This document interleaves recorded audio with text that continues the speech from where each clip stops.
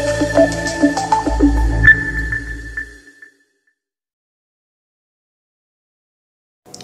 Everyone, आज मैं उन सारे बच्चों से डिस्कस करना चाहता हूं जो बच्चे भी इंजीनियरिंग के थर्ड ईयर में हैं इस समय। जितने भी बच्चे इस समय इंजीनियरिंग के थर्ड ईयर में हैं उनके लिए बहुत क्रूशियल टाइम है। और एक ख़ास चीज़ मैं आपको बताना चाहता हूं कि क्या आपने इन्फी-टीक्यू की तैयारी स्टार्ट कर दी है या नहीं। कायदे से अगर मैं सच कहूँ तो ये आपको 6 महीने साल भर पहले ही स्टार्ट कर देनी चाहिए थी, लेकिन अगर आपने अभी तक इन्फी-टीक्यू पोर्टल की तैयारी स्टार्ट नहीं करी है तो इसे प्लीज़ स्टार्ट कर दीजिए। इन्फी-टीक्यू क्या है? तो इन्फी-टीक्यू एक लर्निंग पोर्टल है इन्फोसिस का, जो आपको एक तरीके का फ्री ओपन सोर्स टाइप का एक प्लेटफॉर्म अवेलेबल कराता है और जो कहता है कि उस प्लेटफॉर्म पे जा करके आप उनके मॉड्यूल्स को पढ़िए। उसके ग्राउंड पे वो एक एग्ज़ाम लेता है और फिर उसमें क्वालिफाई करने के बाद वो बच्चों को अपनी कंपनी में जॉब देता है। तो अगर मैं इन्फी-टीक्यू मॉड्यूल की बात करूं तो इन्फी-टीक्यू मॉड्यूल में हम लोगों को जो पढ़ना है वो बेसिकली 4 मॉड्यूल्स को पढ़ना है। हालांकि उसमें कई ढेर सारे मॉड्यूल्स होते हैं, लेकिन हमें मेनली 4 मॉड्यूल पढ़ना है। पहला है, अच्छा एक बात मैं बता दूं कि जितने भी कॉम्पिटिटिव एग्जाम्स होते हैं उनमें लैंग्वेज का कोई बार नहीं होता। इधर you can choose C, C++, Java, Python, जो मन करे आप चूज कर सकते हैं, लेकिन इन्फी-टीक्यू में ऐसा नहीं है।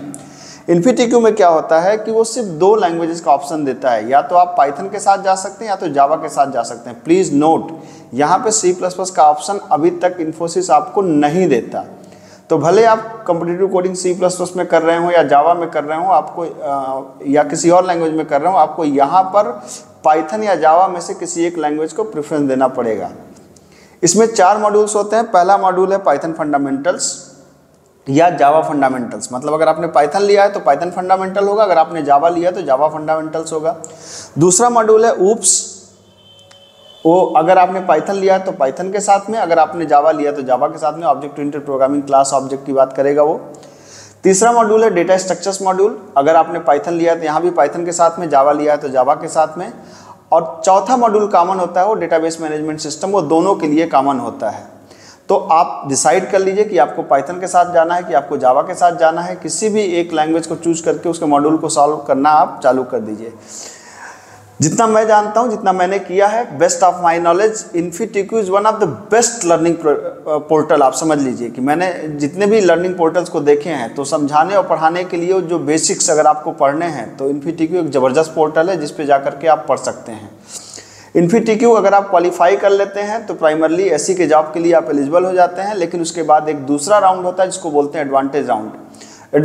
जनरली जो इन्फी-टीक्यू के राउंड में होते हैं उसमें लगभग 40 नंबर के MCQs आते हैं और 60 नंबर के 2 कोडिंग क्वेश्चन आते हैं। अगर आप इसे निकाल लेते हैं तो आपको एससी की जॉब ऑफर की जाती है। मान लीजिए कि अगर आप इसे नहीं निकाल पाए तो यहाँ से फिर इन्फोसिस की इन्फोसिस कई ऑप्शंस आपको देता है, ऑन कैंपस भी देता है, इस इन्फी-टीक्यू थ्रू देता है, तो ये वाला ऑप्शन खत्म हो जाएगा। लेकिन अगर आपने इसको निकाल कर लिया, मतलब अगर आपने इसको क्वालिफाई कर लिया, तो एक दूसरा भी आपको और एग्जाम देना होता है जिसको बोलते हैं एडवांटेज राउंड। तो एडवांटेज राउंड अगर आपने निकाल लिया तो फिर आपको इन्फोसिस हायर प्रोफाइल आपको ऑफर करता है, like SP profile, DSC profile. जो भी इन्फोसिस के लोग हैं वो जानते हैं कि SP DSC प्रोफाइल का क्या मतलब है।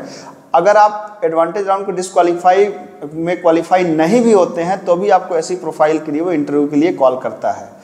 तो आप अभी तक अगर आपने तैयारी नहीं करी है तो इस तैयारी को शुरू कर दीजिए। Thank you so much.